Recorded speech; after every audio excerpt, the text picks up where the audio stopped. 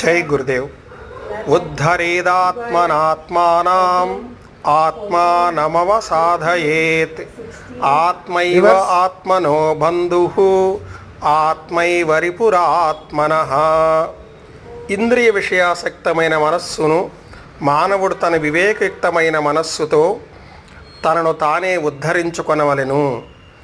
ఎప్పుడు ఇంద్రియ విషయాసక్తిని పెంచుకోకూడదు.